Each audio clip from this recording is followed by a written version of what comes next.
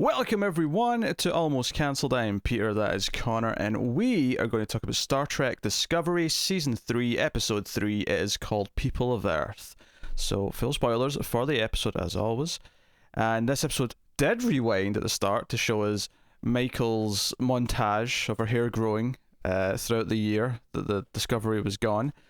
Well, I say gone, hadn't arrived yet, maybe more accurate, but we have their meeting, her hugging Saru and the various other characters on the bridge. She even has a moment of staring at Giorgio, the awkward, the little head nod, the stressed relationship that is. Yeah. But this episode kind of is an interesting concept in that it's about them going back to Earth for the first time in this new future. And how do we approach that? How do we explain who we are and our existence? And they ultimately come up with a plan to say that we are like a long lost ship that's been, traveling back slowly without warp speed for the last several hundred years or 100 years. We're the descendants of the original crew, and we're just definitely still a Star Trek ship, though. Yeah. So that's an interesting concept. Obviously, you have Book kind of integrating with the cast. He does leave at the end of the episode, and I suspect that he is probably going to be gone for a few, maybe. I mean, maybe we'll follow him in his own subplot, but I feel like we might just not have him for a couple of episodes, and then we'll see him again a little bit later. I would suspect that as well. It'll probably be they'll need help for something, and Michael will call him in for some assistance. Yeah. So, but we have this story, and there was a couple of little, not red flags per se, but there was a couple of little things where I was a little bit worried about the drama they might try and force about. Oh, Michael's changed so much in the last year. She doesn't fit in with the crew anymore. She doesn't fit in with her old job. It never went into too bad a place though with this episode, and I kind of appreciate, because I was kind of worried that by the end she was going to make the choice to not join the ship and she was going to go off with Book and they were going to have this weird sort of strained relationship. I kind of prefer what they did here, which is Giorgio's kind of like poking at her saying, hey, you've lived on your own for a year and you felt freedom, and it kind of goes back to you don't want this anymore. Yeah. And I hate to I hate to give them credit for this in a sense, because I didn't really like the opening of this show, but I do think it actually neatly fits in with the start of her story, because the start of her story, way back to the first episode of Discovery, was her kind of just sort of going on off book and doing her own thing, which, don't get me wrong, the critique still stands that Kirk did that all the time and that was never a problem.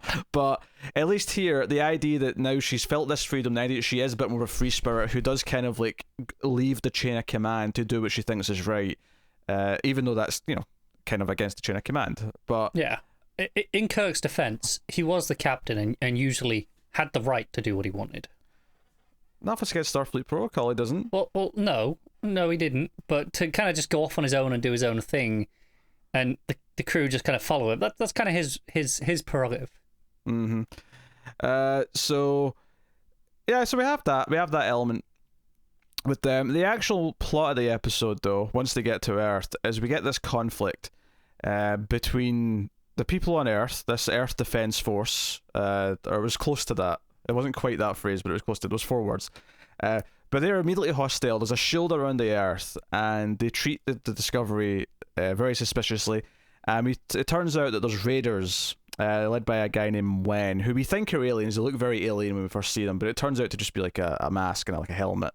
And it's actually a human. Fancy helmet and a voice modulator. Yeah. It'll do wonders for you in the galaxy. It's a human from Titan. There's a colony on Titan that basically ended up having this accident and they were stranded. They came to Earth for help, and Earth, because they became so defensive after the burn and after the fall of Starfleet, and they left the Federation, which is a lot of big detail that comes up here, they just shut down their ship immediately. So it kind of started this not a war per se, but this conflict between them, this tension that's been there for some time.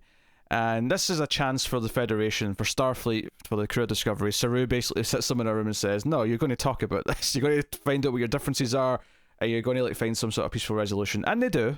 And I think, the main theme kicks in as it happens, where they agree to have talks because they realise that this all started with a misunderstanding.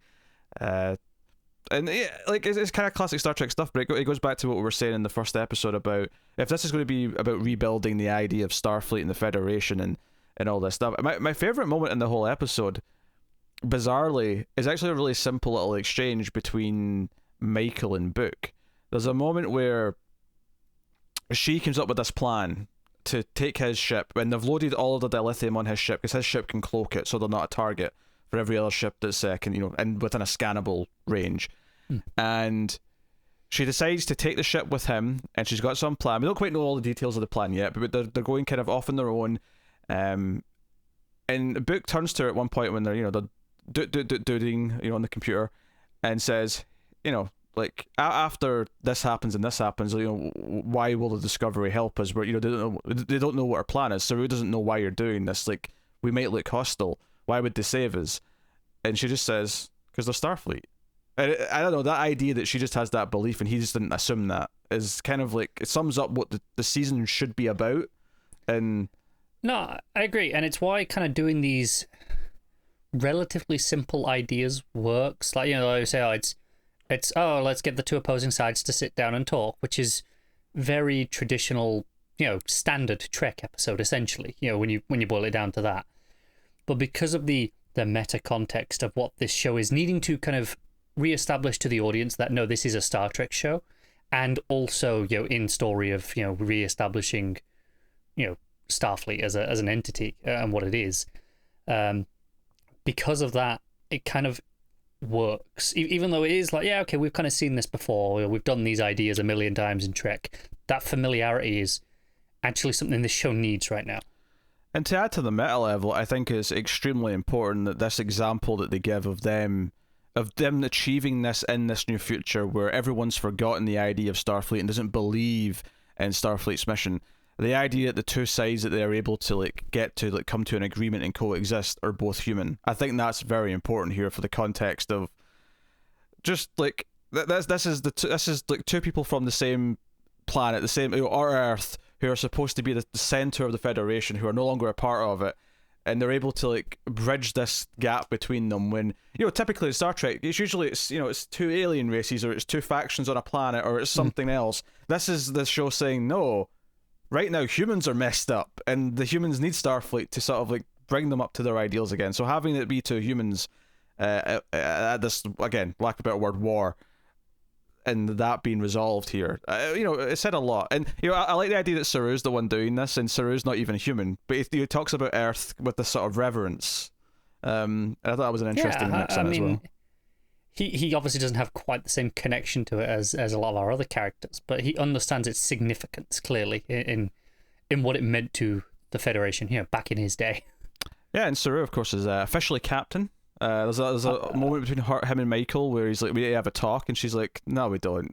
You're captain. I'm so glad they did this and just got out of the way, because we've been saying since even late last season, like, well, okay, so Saru's captain, and I remember this because every time one of us would go, well, not yet, he's not, and we were like, yeah, but we know he's going to be, because there was never any question that was really going to be Michael. It never felt like a realistic story choice to do. We enjoyed Pike last season, we did. But I felt this weight off of us and the show, and off of the show itself, this episode, with officially saying we don't need a guest captain and we don't need to go through this charade. Like, no. Saru's our acting captain, officially. Michael's now officially number one by the end of the episode. And, I felt like I kind of like that we can just operate now. We have established a proper status quo at last. It's just, I don't know, something, there was all this weight. I mean, not only just dropping the whole thing that we need an extra captain in to run things, dropping the weight of Ash Tyler, dropping the weight of the Klingon stuff that kind of really weighed the show down, but especially in season 1, obviously.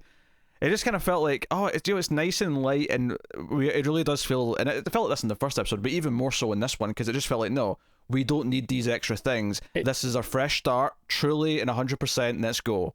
It honestly feels like, I don't know the case in the writers' room, I don't know what happened, it feels like they got someone fresh in to look at it with an objective eye and go, this stuff wasn't working, just slash it out of the show completely. And they just gutted it. And obviously they did that towards the end of last season rather than now, because a lot of these things were set up then. But that's kind of what it feels like happened, is they just got someone in and just went, nope, this isn't happening, it's not working, it's not being received, whatever the reason, and just, right, okay, and that's going to be what we do going forward. And it's working now. It's paying off. There's more of a confidence. And not every single example of what I'm about to say did land for me completely. A couple of them felt a little bit forced. But I did think, generally speaking, they did a good job of of establishing how close Michael and Book had gotten this year. There's all these little references they make to each other about jobs that they've pulled in the last year. They did it without actually that much screen time. They only really shared a couple of scenes with any sort of meaningful conversation. Anyway. Yeah, I mean, it's mostly that scene where they're sitting like at the controls on his ship, where they're just saying, well, we'll do it like this one or like that one. It's the three moments I really think of is that one there. There's the moment where she gives him the uniform because they're about to be inspected, and they have a little bit of a back and forth there. And I would say, I think it's before that as well, is the moment where he actually steps onto the bridge. And she's the one that's like, all right, come over here, and that was obviously a smaller moment than the other two, but I think those are the three that stood out for me as kind of establishing their relationship. Because I think, obviously, the other big scene is when he meets Giorgio, and Giorgio immediately is like, you're a boyfriend, and he's like, no, I'm not. And I kind of like this thing where he sort of denies it, and then he realizes she's baiting him into like feeling awkward about it, to kind of prove that he does care about her that way, and he just kind of like, no, we're not doing this, where is she? It just kind of backs out of it, but at the same time, and I almost like the idea that Giorgio doesn't really know yet. She's literally just prodding him to see what his reaction is, and has then decided after the reaction that he most definitely is. I like that. He immediately knew who she was. He's been warned. Well, it sounds like she's probably been talking about a lot of the crew over the past year. I'm sure she has. Yeah. Because obviously we got that intro section that kind of recapped a lot of that stuff. Oddly felt like it felt like the standard intro to one of the CW superhero shows, with the way it was kind of cut in and the narration. That was like the vibe I got from it for whatever reason. I can see that a little bit. Obviously, this is just a one-off thing, so I'm not really complaining. But it kind of sprung to my mind as I was watching it. But that established, okay, she was checking these things every day. Kind of constantly searching. And after a while, just accepted that it wasn't going to happen, and could have almost moved on until suddenly there they are. Yeah. Well, I mean, that's kind of the point which she has with Saru at the end, where she says over the years she kind of had to eventually let go of some things, and it ties back into the scene she has with Tilly as well, where Tilly tells her she likes her hair. But Tilly says she was almost having this dream, this like she was scared that Michael had let them go, and and I do kind of appreciate that, because I think that was my worry, is that by the end of the episode she was going to say, no, I have let you go, and this is not who I am anymore. I kind of really like that she's like, no, I have felt like I've moved apart because I've had to kind of become someone else because my life has been different and there was no other way to survive. But she's also straight up saying, I think this can be home again. It's just not immediately like just like a switch flipping. I have to actually work at this. I have to be here. And the moment that sells that is right at the end, where they're looking out over Earth and everyone's gone down, and they're like, talking about, it's good to be home. And she's just got that look at it, and she's like, I'm not going down to Earth. I don't need to, because Discovery is her home in this context, and it's that acknowledgement. Neatly though, I think that ending, because it then cuts down to her, because Tilly's big thing in this episode, and I say big thing. It's not that much of a plot, but it's sort of a couple of scenes, mainly that one with Michael. She kind of really gets the point in the idea that she's really frustrated that everything's so different. Like, she doesn't. All of her family have lived and died. Maybe they lived long lives. She doesn't know, but they're all gone now, and there's nothing familiar. The Federation's not there. This staple that she was hoping would be like the rock that she could sort of like count on to like be the consistent thing isn't there. So they go back to Earth, and it's completely changed. So the final scene, where after the head of the Defense Force kind of agrees, we'll let some of you down to visit Earth because you've proven that you're trustworthy, whatever. And we have this scene at this tree at Starfleet Academy where her and like Detmer and some of the other bridge crew are kind of like reminiscing. We used to all come out and study here, and this is like, this tree is so big now and it's still here. Like obviously this is a nice conclusion for Tilly, because it's like this is the constant she was looking for. This tree's still here, and some things are still the same. But I think thematically, the way it ties into Michael's plot is that, okay, this is still here, but even for Tilly, it's kind of like, okay, we've all jumped into this future, and things aren't the same, so, okay, we're going to hold up the ideals of Starfleet, we're going to be who we are, we're going to be Discovery, and we're going to, like, do the best we can to do whatever we have to make the universe better and hold up these ideals, but we're going to have to be a little different. It's not the same as it was before. We're in a new world, and we have to actually adapt to it a little bit, and I think that's the acknowledgement, because it was really sticking out to me visually for the first half of the episode, Michael walking around the ship in her, just like civvies or whatever it was, like she's wearing from before. So when she puts on the uniform, when it's like, okay, we're being inspected. And it is a bit of a moment when she puts the badge back on as well. Yeah, it's like when they're putting on the uniform because they're going to be inspected and everyone has to appear to be a part of the crew. she puts on her old uniform, she puts on the badge, and it says this moment, and it's even a moment for her when she puts it on Book, because Book's not really a Starfleet officer, it's just kind of pretend.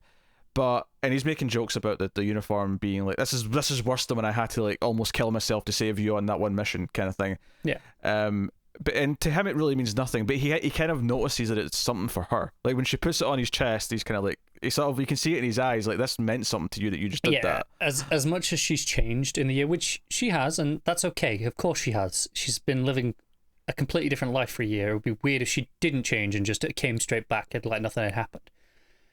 But throughout that year, Starfleet, the Federation, it still meant something to her, and it still does. And I think that's important to have this moment here. Yeah, no, I think it does, and yeah, so I think all that stuff works pretty well. I'm so far, and obviously some other stuff to talk about. We're not done, but so far, I feel like this episode didn't send me off on a worrying path, because I know at the end of episode 2 it was kind of like, well, now we can start actually working towards what this season's going to be now that everyone's together and they're back and all this, like what are we doing now? And I felt like this continued the world building. It neatly incorporated the idea of bringing a little Starfleet to this modern universe and sort of helping for the better, and the way they've handled the characters is for the most part pretty solid. Like I say, maybe some of the stories about them and their year in between was some of the lines were maybe a little bit forced, but for the most part I appreciated that they were doing that to give this sense of their camaraderie, of the relationships. Same with the scene with Book and Giorgio. Kind of establish they've been on adventures over the year. They haven't just been sitting around on a planet, doing nothing.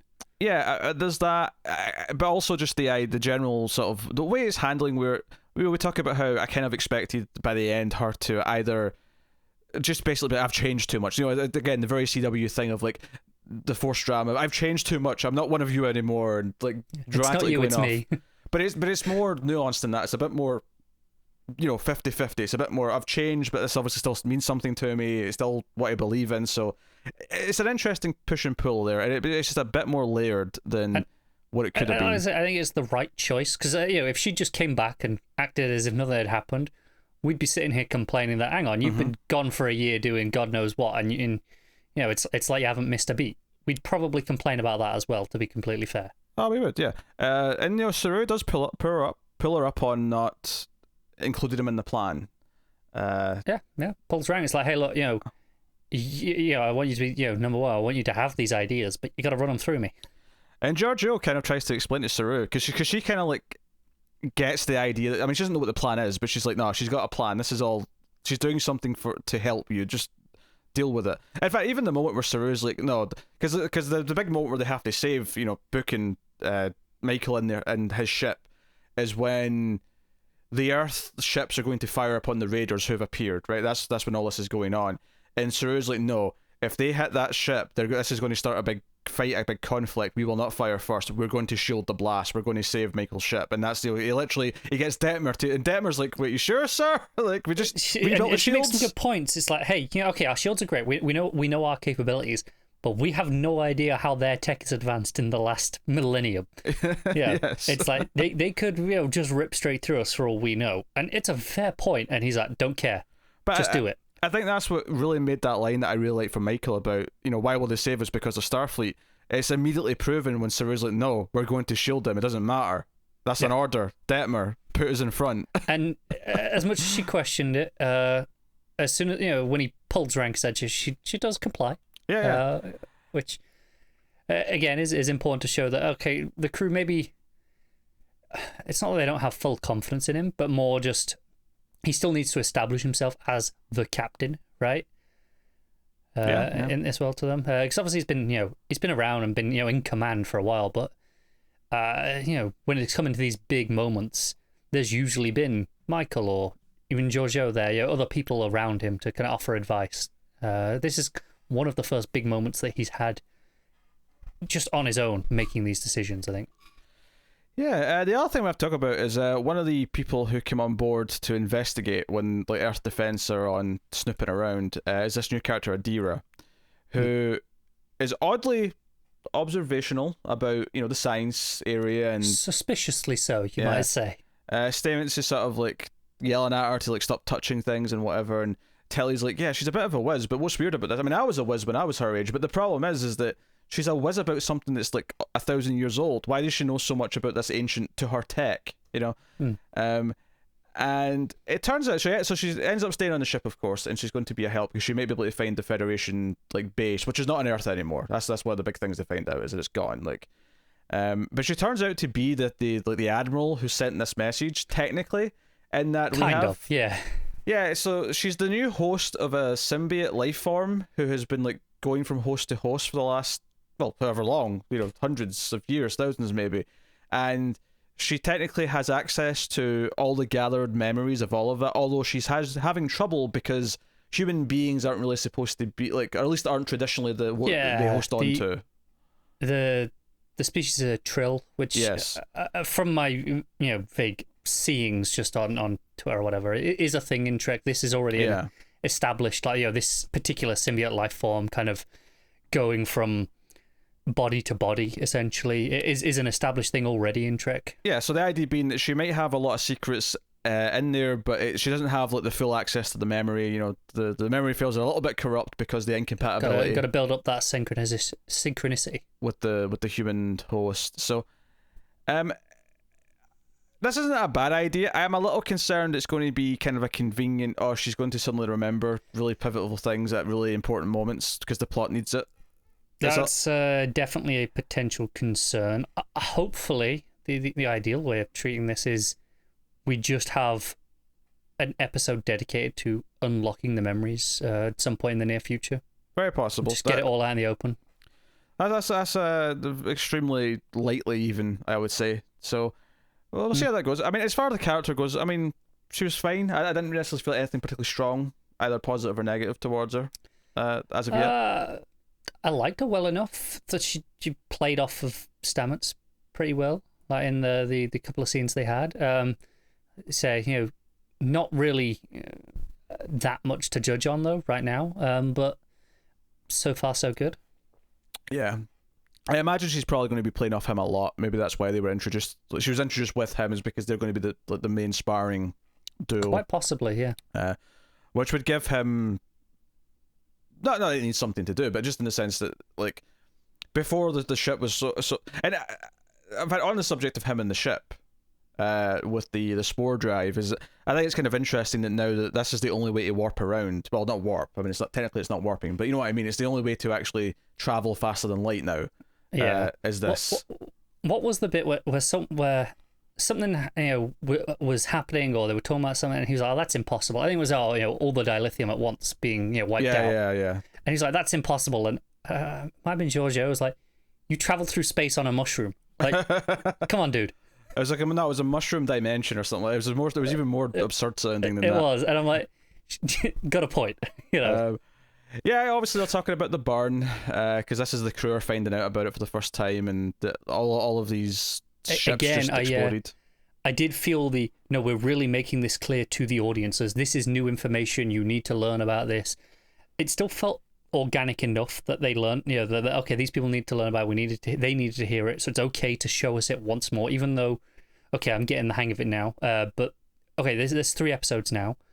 If we have another description of what happened and what it was again next time, that's when I'll start complaining. You get 3 chances at the start of your season to establish this idea, but after this, tread carefully. Don't just throw out big exposition sentences about it. Every episode now, please. Yeah, I mean, I think you get to reiterate it a few times to really let it sink in. I think this was the clearest explanation so far of it.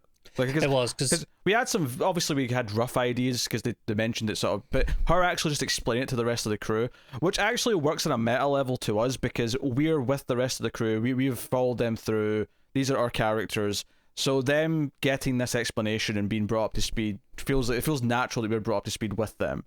Right, and that's kind of what I'm saying. Okay, it's been 3 episodes. We've had it gradually more detailed as we've gone on, but 3 different explanations as it's gone on. I feel like they've done enough now to make that sink in to the audience, and obviously they can still talk about the burn and reference that it happened. Of course, I'm not suggesting that, but these explanations, I'm hoping we're done with those. Yeah. So the mystery of what actually made them all ignite, of course, all the dilithium, that's obviously going to be a focus of the season. But at least right now they're looking for what remains of the Federation. Who's in the Federation technically right now is a good question. I'm sure we'll dig into. But no, I'm mostly quite happy with this episode. I think it's funny because I might even like it more than last episode now that I'm thinking about it. I think last episode was maybe more stylish in its visuals and stuff like that. Yeah, but this one, its raw ideas, I think maybe I liked a bit more.